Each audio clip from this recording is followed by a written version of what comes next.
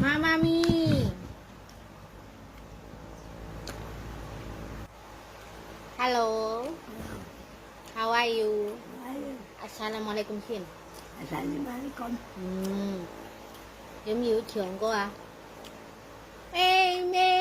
Đây đây, Của ai đi?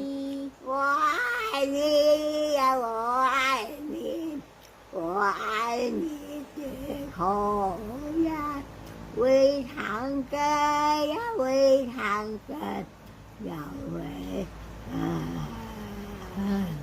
giàu về,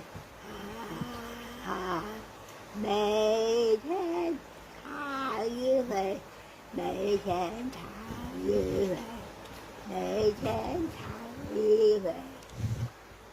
Mamma mia.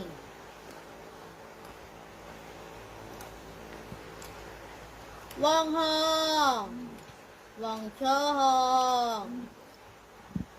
Ika ke to nina. Như là như sáng này, Nghe ye yut. đổi gì sao sao, Lo yut. Cái to hả? đổi gì sao sao. Ya sát chặt hồn. Ika senge. Bây giờ sáng, Pin cô lẹ. làm vui lắm này. Mamma mia. Đi ok pin. Khi trở lại thì nói đến ở không có ý cứ